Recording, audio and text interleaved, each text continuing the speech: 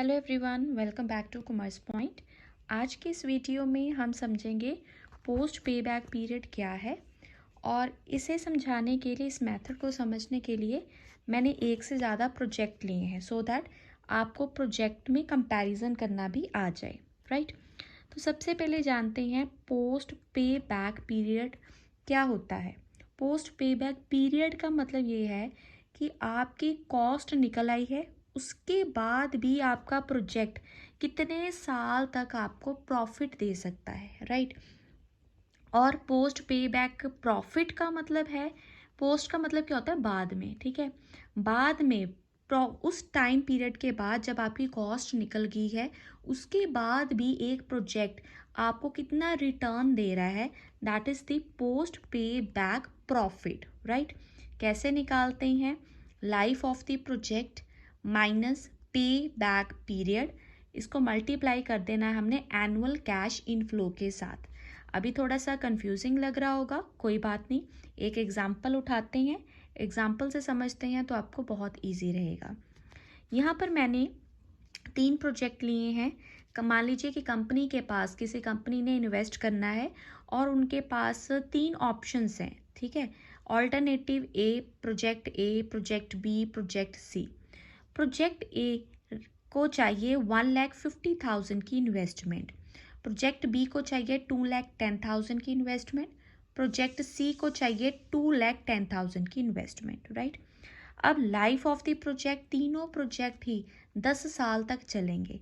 सबसे पहले तो हमने ये देख लेना है कि कौन सा प्रोजेक्ट आपको इनिशियल कॉस्ट जल्दी से रिकवर करके दे देता है। उसके लिए हम यूज़ करेंगे फॉर्मूला पे बैक पीरियड। तो पे बैक पीरियड मैंने पिछली वीडियो में भी समझाया था, कैसे कैलकुलेट करते हैं। That is equal to original investment यानी कि initial investment divided by annual cash inflow, right. तो एनुअल कैश इनफ्लो इस क्वेश्चन में दिया हुआ है और original investment that is the initial investment. बहुत आसानी से पे बैक पीरियड हम इसमें कैलकुलेट कर सकते हैं। So pay back period will be equal to, project A के केस में इनिशियल इन्वेस्टमेंट है 1,50,000 और कैश, एनुअल कैश इनफ्लो है 2,24,000। सो पे बैक पीरियड हुआ 1,50,000 डिवाइडेड बाय 24,000, ठीक है। तो इसको कैलकुलेट किया, ये आ गया 6.25 ईयर्स। इसका मतलब प्रोजेक्ट ए जो है 6 साल के अंदर अंदर आपको कॉस्ट जो है, इनिशियल कॉस्ट रिकवर करके दे देगा।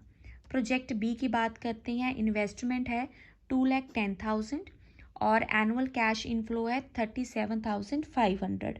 तो ये मेरे पास आ गया 2,10,000 डिवाइडेड बाय 37,500, राइट।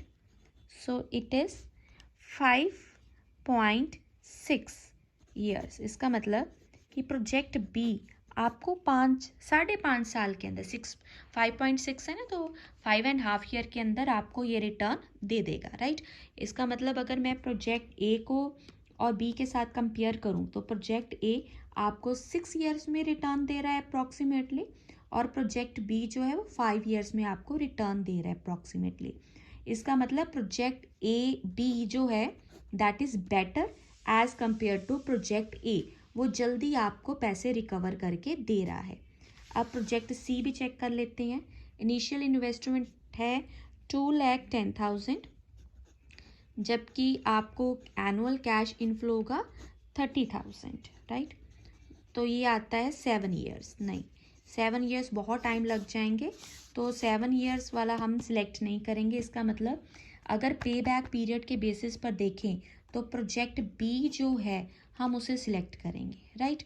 अब हम निकालते हैं, अब इस फॉर्मूले में जो हमने यूज़ करना है पोस्ट पे बैक प्रॉफिट के लिए, लाइफ ऑफ द प्रोजेक्ट तीनों केस में 10 साल हो जाएगी, ठीक है, तीनों केस में।